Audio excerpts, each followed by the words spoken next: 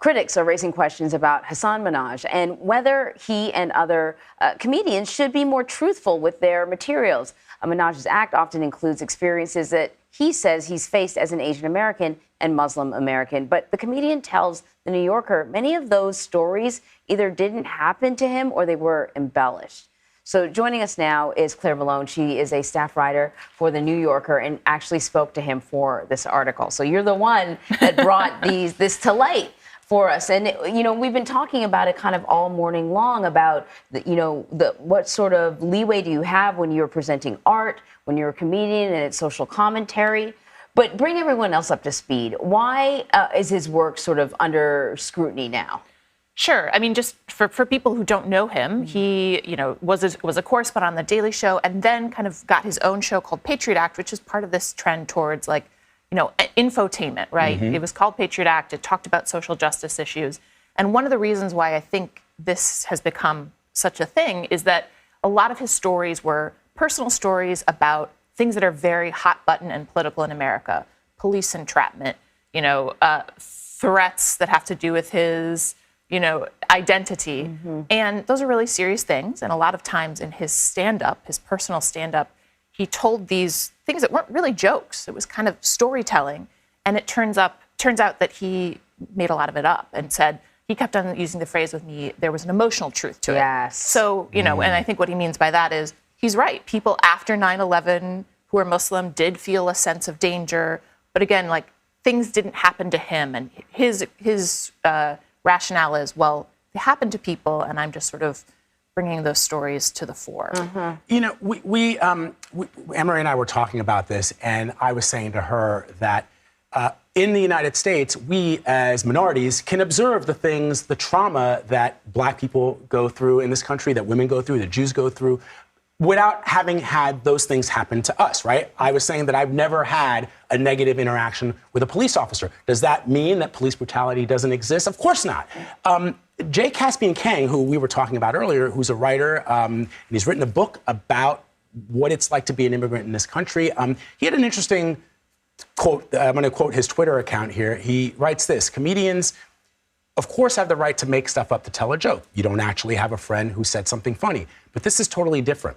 It's oppression fantasy, and it delegitimizes real stuff via elite capture. He says it's oppression porn, and it gets leveraged by upwardly mobile immigrants to mostly advance their careers.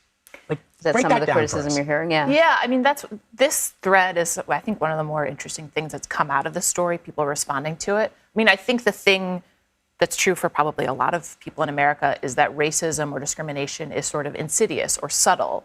And what Hasan was presenting as what happened to him was dramatic, worthy of stand-up storytelling. So in some ways it catches attention, but it also maybe blinds people in America to, well, how does discrimination actually present itself? In addition to the fact that, when really sort of horrific things happen, it's sort of, to people it actually happened to, it does take away from their actual experience if you're making up data points. I mean, we're all journalists. If you make stuff up, it sort of leads to this crumbling, trust. And a lot of people the reason why this is important, I mean, I think I should state, I realize it's kind of pedantic for a New Yorker writer to be fact-checking a comedian's story. I don't think anyone's stand-up act would pass a New Yorker fact check. But the idea is, if you're, he's up to be the host of The Daily Show. He had this, news entertainment show. If you're in that position, if people are getting their information about news in lots of different ways now, should we hold those people to similar standards that we hold journalists to? So then I will sort of present the other side of the argument. I'm curious what kind of reaction you're getting from other comedians but he's not a journalist. Yeah, it's like infotainment, but the tainment part is But there's a new crop of comedians who are using journalistic idea. There's a strain of journalism in a lot of what these guys are doing, whether it's Jon Stewart, who sort of started it, which is now so. Yeah, I mean, I think but it's still a performance. Yeah, and I think people have said, and I think this is always something when I was reporting and writing the piece, trying to account for this is comedy, but are the stakes raised, and therefore are the audience, are you manipulating an audience if you're making them feel a certain way or present yourself as, as the center of something that bad that happened? But certainly, yes, there have been responses of lady, why are you fact-checking comedy? You know, like, and I think that's up to his audiences and the people who decide on jobs to figure out, like, should he be in these positions? Should people give him their money? You know, that's right. You sort of, it was a really good point that you made, that a lot of people get their information from this. Yep. I think there's also a lesson for the audience. This is not where you get your news. This should not be your primary news source. Right. You know, a comedy show. Clare Malone, really, really great. I mean, you were the story that everybody was buzzing. Well, there's a lot going on in the world, but I mean, this is what's important to note, and why your story, I think, got so much traction, is because an individual like that is potentially going to have a large platform. Yeah. And, you know, then this comes out. Clare Malone, thank you very much. In a statement, Hasan Minhaj told CBS News, quote, "All my stand-up stories are based on events that happened to me. I use the tools of stand-up comedy, hyperbole, changing names and locations, and compressing timelines to tell entertaining stories."